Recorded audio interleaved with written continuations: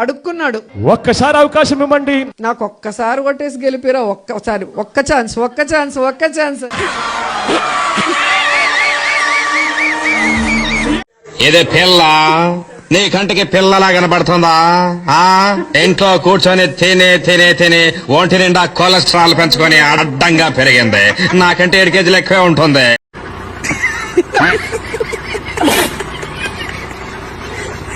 మహిళ అయి ఉండి కూడా ఆమె హోంమంత్రి పదవి తప్ప అన్ని చేస్తుంది, ఆటలాడుతుంది,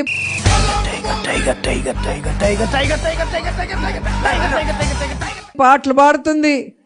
నా మగుడే బ్రహ్మచారి, నేనేమో కన్యాకుమారి. ఎందుకైనా మంచిది నేను నమ్మలం. నేను ఒకసారి ఫోన్ చేసి కనుక్కుంటానే. 3 ఏళ్ల కిందట మూడొచ్చేసి ముదిరి బెండకాయని చూసి మూడొచ్చా.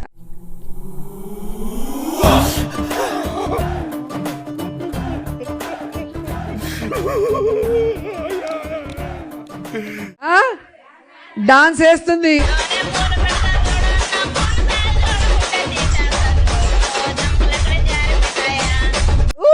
అని కూతలు పెడుతుంది. ఏం ఫీల్ ఉండదు మామయ్య. జైల్లో పెట్టినప్పుడు మిమ్మల్ని ఇబ్బంది పెట్టారని మీరు జడ్జి గారికి చెప్పారు. నిజమేనా? 100%. అసలు అబద్ధం చెప్తాను నేను. ఏమన్నా ఎక్స్ప్లెయిన్ చేయగలరా దాని గురించి? చూడండి, కూర్చోబెట్టారు నేల మీద కూర్చోబెట్టి నన్ను ఇట్లా బాగా నడుపుతా చేసి ఈ 2 కాళ్ళు చాపు. ఈ 2 కాళ్ళని వాళ్ళిద్దరు కానిస్టేబుల్స్ కి ఆదేశిస్తే ఈ కాళ్ళని బూటు కాళ్ళు పెట్టి సాగదీస్తున్నారు. ఇలా స్ప్రెడ్ చేస్తారు.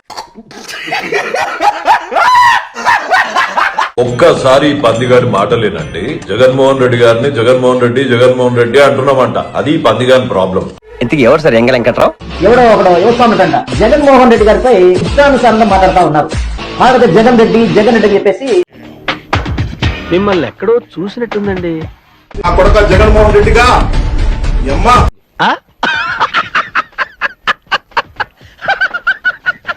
అరే అమ్మ మీద ఒట్టు, నేను ఏ రోజు జగన్ గారిని నీ అమ్మ నీ అయ్యా అని తిట్టలే, విజయమ్మని తిట్టలే, షర్మిల గారిని తిట్టలే, భారతి గారిని ఏ టాపిక్ లోనూ ఏ వీడియోలోనూ తీసుకురాలే. కానీ నీలాంటి లుచ్చా నా కొడుకును కూడా పార్టీలో పదవించి పెట్టుకున్నాడు చూడు. థూ రా జగన్. ఫస్ట్ టైం అంటున్నా, తూ నీ బతుకు, నీ నత్తి మొగల్లా చెప్పు వెంట ఫాల్తు సాలే. చెప్పరా?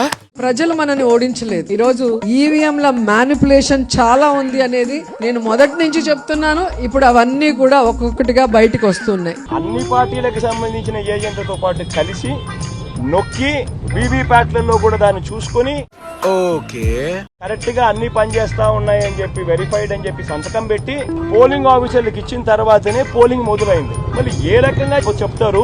అయిందా? బాగైందా? ప్రతిదానికి ఓవర్ ఎక్స్ప్రెషన్.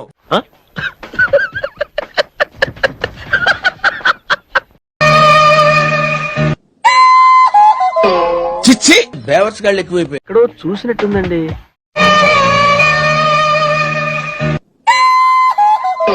చిచ్చి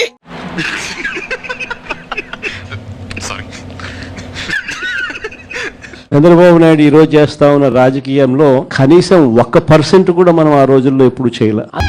కరెక్ట్, ఇది కరెక్ట్ గా చెప్పావయ్యా. అంతగా మనం ప్రజాస్వామ్యాన్ని పట్టపగలే కూని చేస్తా ఉన్నా కూడా ఎవరు మాట్లాడలేని పరిస్థితిలో ఈ పాలన సాగుతా ఉంది. వీడెవడండి బాబు? ఆయన నాన్నే అదమని చెప్పేసుకుంటున్నాడు. ఆయన గురించి ఆయన తెలిసినంత మనకు తెలియదు కదండి. ఆ సైడ్ బోర్డు మీద నిలబడి అభివాదం చేయడమే తప్పు. సైడ్ బోర్డు మీద నిలబడి జగన్మోహన్ రెడ్డి గారు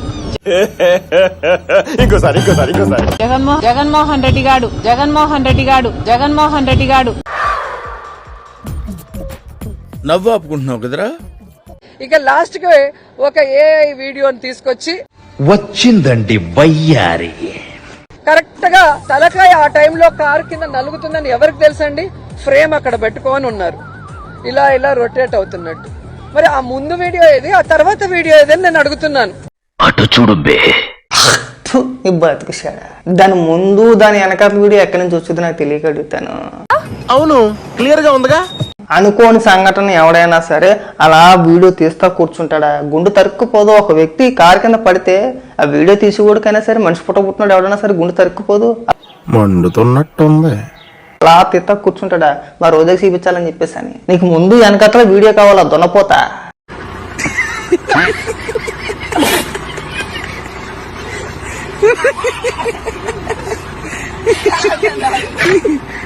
వైఎస్ఆర్సీపీ కార్యకర్తలకు కావచ్చు, నాయకులకు కావచ్చు, మీరు ఇచ్చే భరోసా ఏంటంటారు? చెప్పు.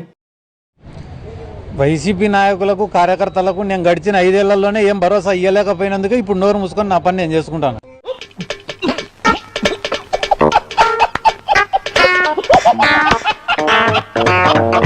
నేనెవరో గుర్తుందా?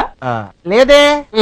మరి ఈయన ఇప్పుడు చూడు, పురావస్తు పరిశోధన శాఖ వాళ్ళ తవ్వకాల్లో బయటపడ్డ అవిటి శిల్పంలో ఎలా నుంచున్నాడు. ఏం మళ్ళీ జగన్మోహన్ రెడ్డి మళ్ళీ నేను వస్తాను ఒక్కొక్కరు అంతు తేలుస్తాను అంటున్నాడు కదా.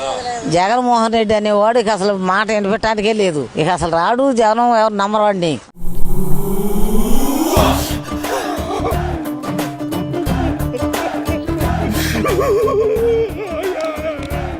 అమ్మ, పెద్దమ్మ, అక్కమ్మ, చెల్లెమ్మ అనుకుంటా నెత్తి మీద చేసి ముద్దులు పెట్టి మోసం చేశాడు.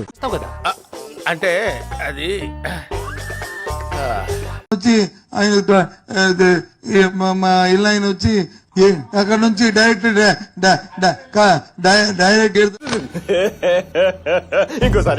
అక్కడ నుంచి డైరెక్ట్ నువ్వేం మాట్లాడుతున్నావు అర్థమవుతుందా నీకు? ఎక్కడ గేర్ ఏంట్రా చెప్తున్నా ఇందాకటి నుంచి దానికి ఒక కార్యాచరణ రూపొందించి ప్రజలకు తెలియజెప్పాలి. రే అని ఎవరికైనా చూపించండి రా, వదిలేయకండి రా బాబు అని అలాగా కూర్చోబెట్టి చెప్పండి రా. ప్రతి 30 సంవత్సరాలకి బతుకు తాలూకా ఆలోచన మారుతూ ఉంటుంది. సినిమా వాళ్ళు దాన్ని ట్రెండ్ అంటారు, వ్యాపారవేత్తలు ఫ్యాషన్ అంటారు, రాజకీయ నాయకులు తరపంటారు, మామూలు జనం జనరేషన్. ఏం చేద్దామంటావు మరి? కానీ ప్రతి జనరేషన్ లోనూ ఒక కొత్త థాట్ ని ముందుకు తీసుకెళ్లేవాడు మాత్రం ఒక్కడే వస్తాడు. వాడే టార్చ్ బేరర్. ఇంతకీ ఎవరు సార్ ఎంగ వెంకట్రావు? ఏపీ రాజకీయాల్లో ఆ టార్చ్ బేరర్ పేరు వైఎస్ జగన్మోహన్ రెడ్డి. మీరా? ఎవరో అనుకుని భయపడ్డాను సార్. అంటే నేనంటే భయపడవా సార్? మీరంటే అందరికంటే ఎక్కువ భయం సార్. మీకన్నా జగన్మోహన్ రెడ్డి గారు హైట్ ఎక్కువ ఉంటారు కదా, కొంచెం హైట్ ఎక్కువ ఉంటారు కదా.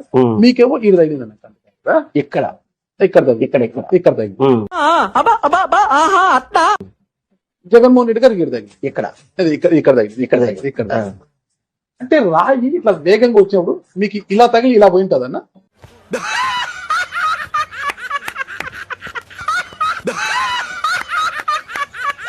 ఆల్రెడీ స్పీకర్ గా అయ్యన్ పాత్ర గారు ఉన్నారు. మళ్ళీ ఇప్పుడు రఘురామకృష్ణ గారు రాజు గారు కనుక డిప్యూటీ స్పీకర్ అయిన తర్వాత నిజంగా ప్రతిపక్ష హోదా ఇచ్చినా ఆయన అయితే అసెంబ్లీకి రాడు అని పందేలు కడుతున్నారు 11 రూపాయలకి.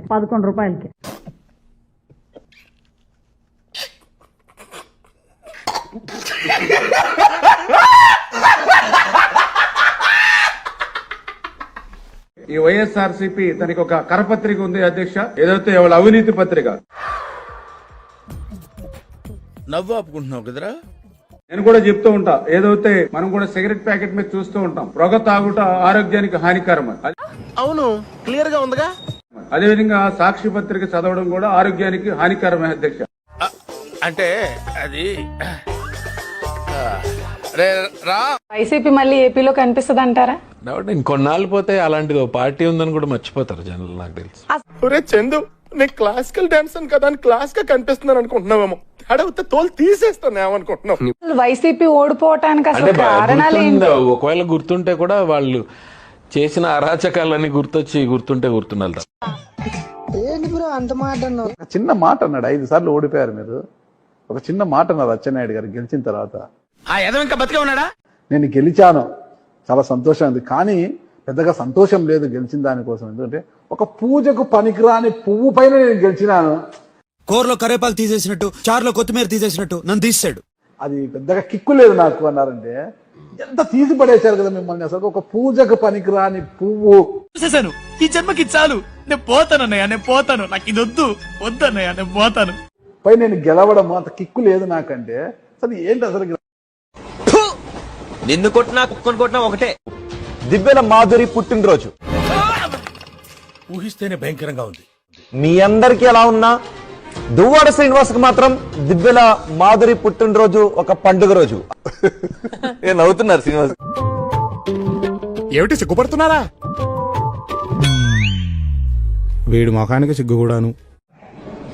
Many many happy returns of the day. Thank you Raja. ఏంటి బాబా అన్న, ఇంకోసారి అన్న. Many many happy returns of the day. Thank you Raja. చిచ్చి, మీరు సిగ్గుపడకండి, చచ్చిపోవాలనిపిస్తుంది. నాకేదైనా ట్రోల్ చేస్తే ఆగిపోతాను అనుకోవడం ట్రోలర్స్ తాలూకా భ్రమ. అలా ట్రోల్ చేస్తే నేను ఆగేది లేదు, ఇంకా సార్ ఏంటి సార్ అది? అలా ట్రోల్ చేస్తే నేను ఆగేది లేదు, ఇంకా రెచ్చిపోతాను. ఏమిరా బాలరాజు? రెచ్చిపో చచ్చిపో చివరికి దాని చేతిలో సంకనాగిపో, మాకెందుకురా. అంటే వారసుల సంగతి ఏంటి? వారసుల సంగతి కూడా అంతేనండి.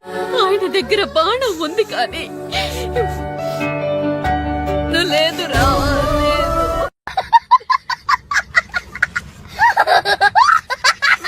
అత్యంత దారుణమైన విషయం ఏంటంటే ఈ కార్పొరేషన్ లో ఈ గడిచిన 3 సంవత్సరాల కాలంలో కేవలం స్నాక్స్ అంటే టీ, సమోసా, బిస్కెట్. ఇవన్నీ దేనికి సార్? దేనికేంటి? ఇక మహా అయితే జీడిపప్పు పెడతారేమో. మా కౌన్సిల్ మీటింగ్ అప్పుడు 3 కోట్ల రూపాయలు బిల్స్ వేశారు. ఏమిటండి మీరు మాట్లాడేది?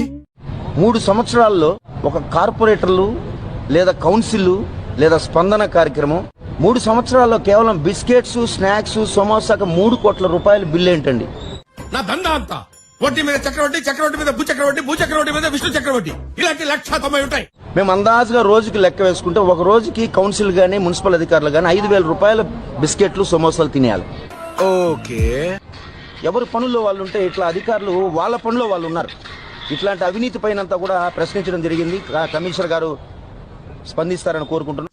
మీలాంటి వాళ్ళు ఉండబట్టే మన రాష్ట్రం పోతుంది. పని చేసేవాడికి పనికి మాలిన వాడికి తేడా చెప్తాను చూడండి.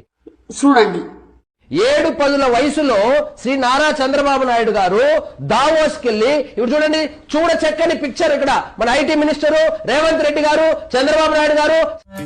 ఓకే, గత ప్రభుత్వంలో మన గుడ్డు అమర్నాథ్ గారు ఐటీ మినిస్టర్ గా ఉన్నప్పుడు దుప్పటి కప్పుకొని పడుకొని చలిగా ఉంది, ఆడిపోతే స్నానం చేయాలి, ఆడిపోతే ముడ్డి కడుక్కోవాలి అని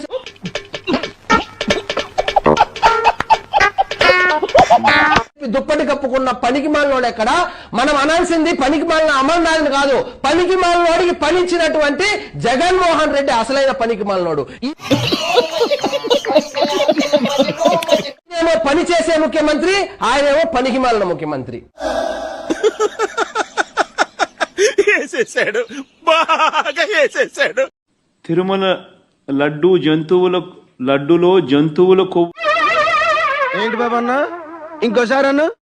తిరుమల లడ్డులో జంతువుల కొవ్వు. ఏది నోటుకొస్తే అది మాట్లాడక ఎదవా. పాలిచ్చే ఆవును వదులుకొని తన్నే దున్నపోతుని తెచ్చుకున్నాము ఈ చంద్రబాబు నాయుడిని ముఖ్యమంత్రిని చేసుకొని. నువ్వు రా బర్రే, మరి అందరికి పాలిద్దు గాని లీటర్లు. అది నా బర్రే, నువ్వెట్లా వింటావు? నేనే వినుకోవాలి.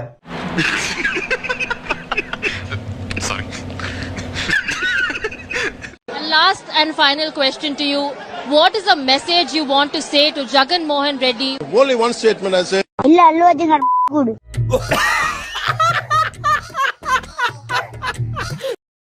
ఈ పులి లాంటి జగనన్న ముందే పుడతాడని తెలిసి దానికి పులివెందులు అని పేరు పెట్టారని తెలుసు. నాతో చెప్తే చెప్పావు కానీ ఇంకెవరితో చెప్పకు, ఎవరు నమ్మరు. సరే మీరు ఇది గమనించారా? పవన్ కళ్యాణ్ ని ఎవరెవరు తిట్టారో వాళ్ళందరూ ఓడిపోయారు. జన్మలో ఇంకెవరిని కేలకడం వల్లభనేని వంశీ దగ్గర నుంచి కొడాలి నాని, రోజా, వీళ్ళందరూ ఓడిపోయారు. 164 మంది ఓడిపోతే మళ్ళీ అందరూ ఓడిపోయారంటే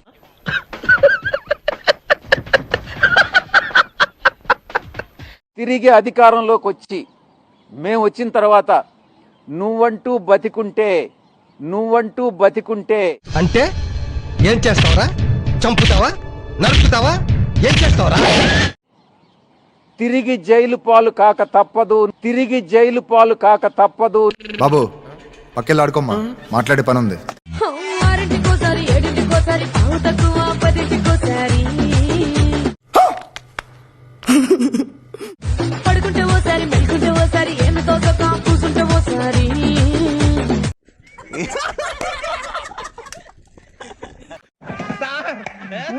చేయడం లాట్ సార్. ఇంకా మేము వెళ్ళి రెస్ట్ తీసుకుంటాం సార్. ఈ వీడియో నచ్చితే మీకు ఏం చేయాలో తెలుసు కదా. Like, share and subscribe.